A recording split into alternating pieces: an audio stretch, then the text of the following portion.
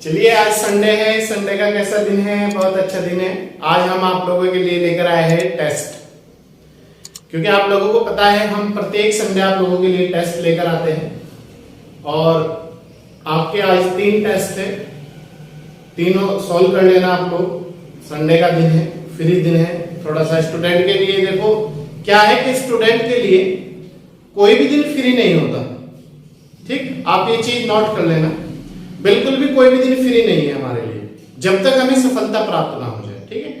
अंतिम समय तक हमारा कोई भी दिन फ्री नहीं है।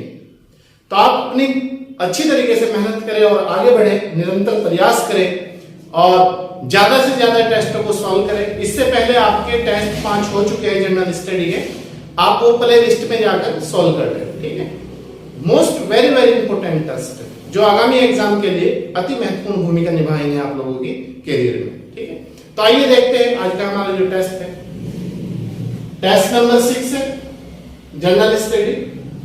क्वेश्चन है निम्न का मतलब होता है कि नीचे लिखे गए निम्न में कौन हड़प्पा संस्कृति पर प्रकाश डालता है।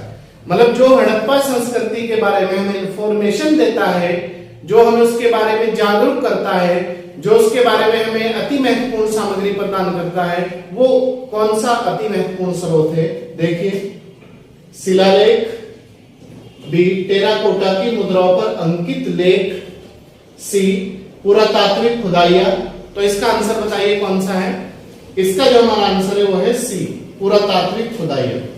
खुदाइयों के द्वारा ये हमें पता लगा था 1921 में राखाल दास बनर्जी ने जो खुदाई की थी कि उसमें हड़प्पा सभ्यता की क्या क्या विशेषताएं थी, क्या क्या वहां से हमें प्राप्त हुए हैं और आगे चलकर समय समय पर उसकी खुदाई की गई और हमें समय समय पर उसकी जानकारी प्राप्त होती रही। अब तक भी उसकी हमें जानकारी प्राप्त हो रही है, ठीक है? आप याद रखना, सबसे महत्वपूर्ण जो स्रोत है वो है पुरातात्विक खुदाई। क्वेश्चन है किस महापुरुष को भारतीय जागृति का जनक कहा जाता है या भारतीय जागृति का पिता कहा जाता है? एक ही बात है सब, ठीक है? किस महापुरुष को भारतीय जागृति का जनक कहा जाता है? आप याद रखना, ए रविंद्रनाथ टैगोर, बी स्वामी विवेकानंद, डी राजाराम मोहन राय। बताइए। Very good. इसका जो हमारा आंसर है वो है राजाराम मोहन राय। राजाराम मोहन राय को ही भारत में चमकता हुआ सितारा भी कहा जाता है, 19वीं शताब्दी का पुनर्जागरण का पिता भी कहा जाता है या भारतीय जागृति का जनक भी कहा जाता है और पत्रकारिता का अग्रदूत भी इन्हें ही कहा जाता है, ठीक? नेक्स्ट है रेगुलेटिंग एक्ट कब पास किया गया था? रेगुलेटिंग एक्ट कब पास या पारित किया गया था? ए 1772, 1773, 1785, 1793। बताइए। Very good. रेगुलेटिंग एक्ट जो है आपका 1773 ईस्वी में पास किया गया था। बी आंसर हो जाएगा हमारा 1773 ईस्वी, ठीक है? क्वेश्चन नंबर 4, भारत की स्वतंत्रता की पहली लड़ाई 1857 कहां से प्रारंभ हुई थी? ये क्लास मैंने आपकी अभी नहीं ली है और मंडे में ये क्लास आपकी होगी, तो आप इसे ध्यान रखना। भारत की स्वतंत्रता की पहली लड़ाई 1857 कहां से प्रारंभ हुई थी? तो ये ध्यान बताइए कहां से प्रारंभ हुई थी? ए कलकत्ता से, बी दिल्ली से, सी लखनऊ से, डी मेरठ से।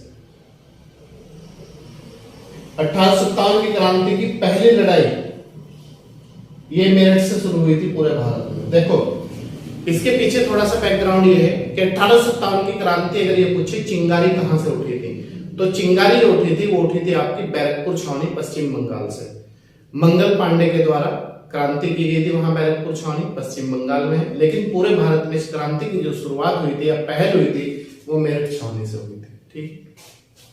क्वेश्चन नंबर 5, क्रांतिकारी चंद्रशेखर आजाद को अंग्रेजों ने कैसे मारा था? क्रांतिकारी चंद्रशेखर आजाद को अंग्रेजों ने कैसे मारा था? ए फांसी देकर, मारपीट करके, सी जीप से कुचलकर, डी मुठभेड़ में गोलियों से। बताइए इसका आंसर क्या है? Very good.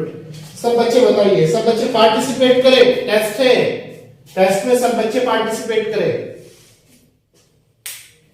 चंद्रशेखर आजाद को अंग्रेजों ने मुठभेड़ में गोलियों से मार गिराया था, गोलियों से भून दिया था इन्हें, ठीक है। और इलाहाबाद के अल्फ्रेड पार्क में इन्हें गोलियों से भून दिया था, ठीक है। तो आप याद रखना, चंद्रशेखर आजाद को अंग्रेजों ने कैसे मारा था? गोलियों से मुठभेड़ में मार दिया था, ठीक। क्वेश्चन नंबर 6, भारतीय संविधान में राज्य के नीति निर्देशक तत्व लिए गए हैं। भारतीय संविधान में राज्य के नीति निर्देशक तत्व कहां से लिए गए हैं? ये क्लास आपकी हो चुकी है, आप जाके प्लेलिस्ट में संविधान की जो 22 से 24-25 क्लास हो चुकी है, आप वहां से अपना क्लियर कर ले चीजों को, ठीक है। भारतीय संविधान में राज्य के नीति निर्देशक तत्व लिए गए हैं अमेरिका से, फ्रांस से, आयरलैंड से, ब्रिटेन से। बताइए कहां से लिए गए हैं नीति निर्देशक तत्व? ये लिए गए हैं आपके आयरलैंड से, ठीक है। सी आंसर है इसका। क्वेश्चन नंबर 7, भारतीय संविधान निम्न में से कौन सी नागरिकता प्रदान करता है? भारतीय संविधान निम्न में से कौन सी नागरिकता प्रदान करता है?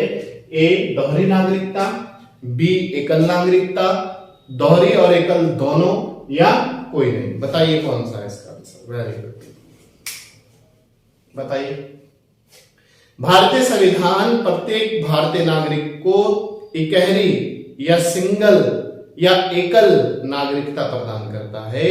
और एकल नागरिकता का जो कॉन्सेप्ट है वो हमने आपके ब्रिटेन के संविधान से ग्रहण किया है, एडॉप्ट किया है, ठीक है।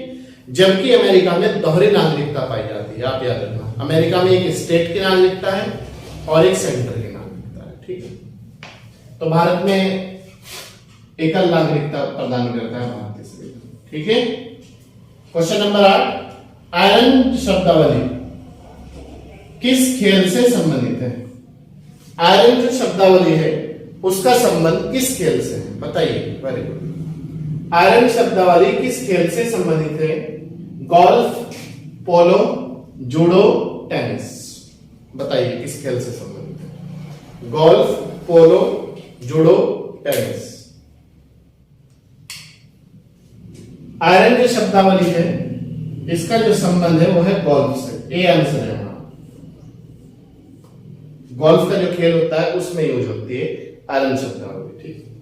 क्वेश्चन नंबर 9, सर्वाधिक सघन खेती किस देश में होती है? सघन का मतलब यह होता है, मैं आपको बता दूं, कि जनसंख्या ज्यादा है और खेती योग्य भूमि कम है, ठीक है। तो उसे कहते हैं सघन खेती। ए चीन, भारत, इंडोनेशिया, जापान। बताइए सर्वाधिक सघन खेती किस देश में होती है? सर्वाधिक जो सघन खेती होती है वो होती है आपकी इंडोनेशिया में। वहां पर पॉपुलेशन ज्यादा है और खेती योग्य भूमि कम है। फिर उसके बाद भारत में भी होती है, जापान में भी होती है, जबकि चीन में भूमि काफी, कोई दिक्कत नहीं, ठीक है। क्वेश्चन नंबर 10, किस विटामिन का रासायनिक नाम टोकोफेरॉल है? किस विटामिन को टोकोफेरॉल के नाम से जाना जाता है? उसका रासायनिक जो नाम है कौन सा है? A vitamin A, vitamin E, vitamin D. बताइए इसका आंसर क्या है? टोकोफेरॉल किस विटामिन का रासायनिक नाम है? बताइए। Very good. टोकोफेरॉल के नाम से जाना जाता है विटामिन ए। बी आंसर है इसका हमारा, ठीक है, आप याद रखना। क्वेश्चन नंबर 11, निमोनिया शरीर के किस भाग को प्रभावित करता है? जो निमोनिया होता है ज्यादातर बच्चों में देखने को मिलता है, लेकिन बड़ों को भी हो जाता है कभी कभी। तो ये शरीर के जो बच्चा है या बड़ा है, शरीर के कौन से अंग को प्रभावित करता है? कौन सा अंग इससे प्रभावित होता है निमोनिया से? ए आंख, बी यकृत, सी फेफड़े, डी थायराइड ग्रंथि। बताइए। Very good.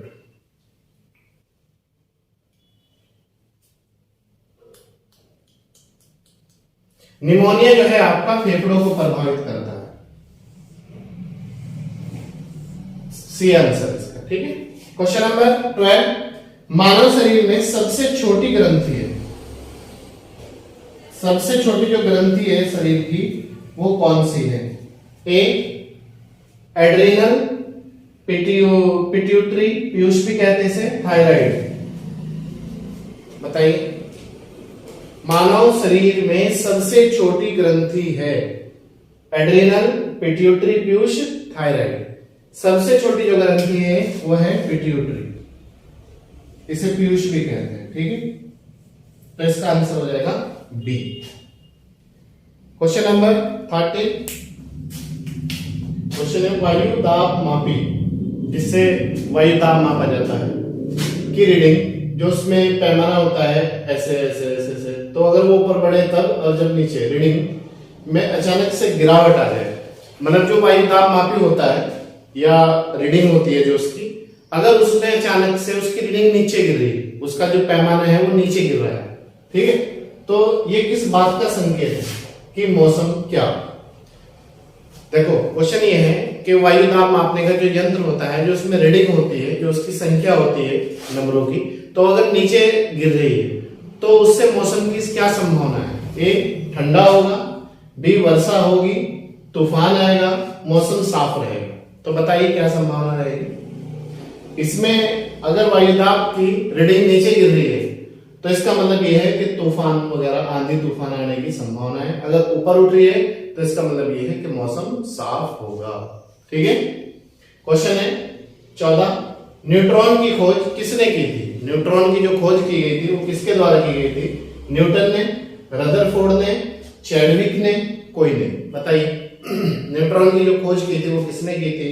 न्यूटन ने, रदरफोर्ड ने, चैडविक ने, कोई ने। जो न्यूट्रॉन की खोज की थी इसका सी आंसर है वो की थी आपकी चैडविक ने। Question number 15। Milind Panho, most very very important question. Milind Panho क्या है। मिलिंद जो पन है वो क्या है।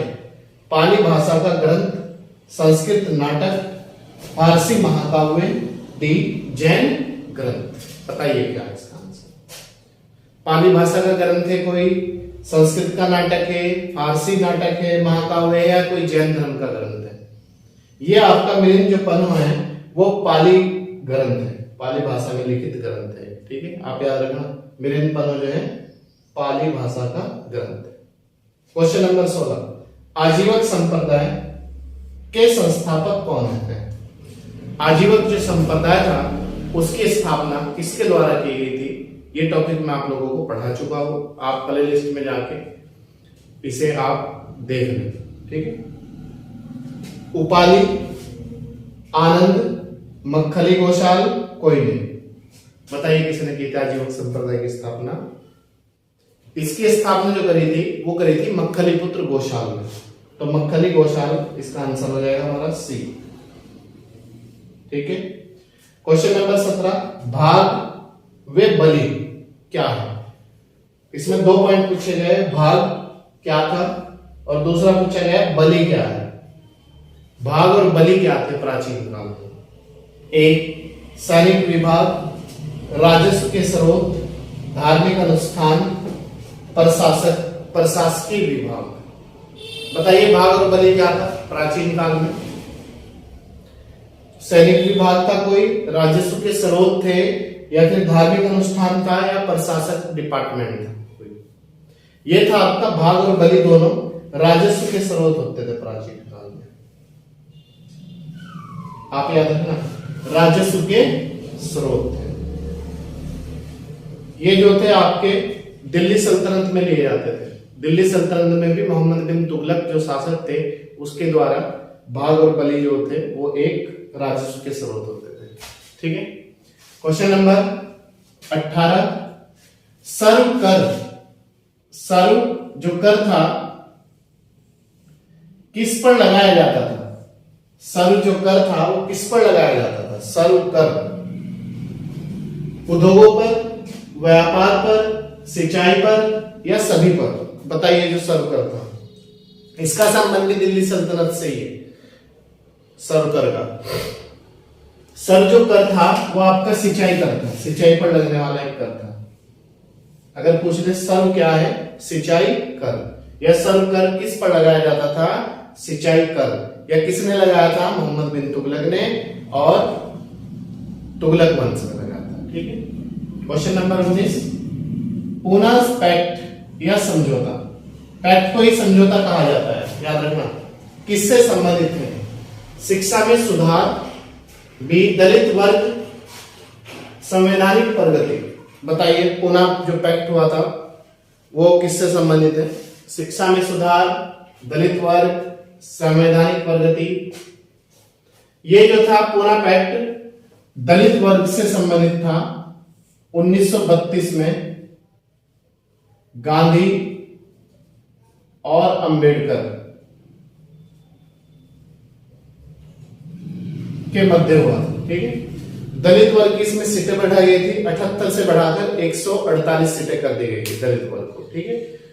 तो इसमें पूना जो पैक्ट का संबंध है वो गांधी और अंबेडकर के बीच हुआ था 1932 में। इसमें क्या हुआ था, जो दलित वर्ग की सीटें थी, आरक्षित जो सीटें थी 78 से बढ़ाकर 148 करी गई थी, और ये जो था 1932 में हुआ था, ठीक। क्वेश्चन नंबर 20, भारतीय संविधान के अनुच्छेद 25 का संबंध किससे है? जो आर्टिकल 25 है संविधान का, उसका संबंध किससे है? समानता के अधिकार, अल्पसंख्यकों की सुरक्षा, धार्मिक स्वतंत्रता। बताइए आर्टिकल 25 का जो संबंध है वो किससे है? Very good. इसका जो संबंध है धार्मिक सुरक्षा, धार्मिक स्वतंत्रता। अनुच्छेद 25 से लेकर 28 तक धार्मिक स्वतंत्रता की बात करी गई है। 25 पूछे तब भी आंसर वही है, 26, 27, 28, ठीक है। तो धार्मिक स्वतंत्रता की बात करी गई इसमें। क्वेश्चन नंबर 21, भारत सरकार ने 14 बैंकों का राष्ट्रीयकरण किस वर्ष किया था? पहली बार जो बैंकों का राष्ट्रीयकरण हुआ था वो 14 बैंकों का राष्ट्रीयकरण हुआ था, और उसके बाद 6 बैंकों का राष्ट्रीयकरण हुआ था। ये क्वेश्चन पूछा जाता है बार बार एग्जाम में। तो कब, किस वर्ष किया था राष्ट्रीयकरण पहली बार?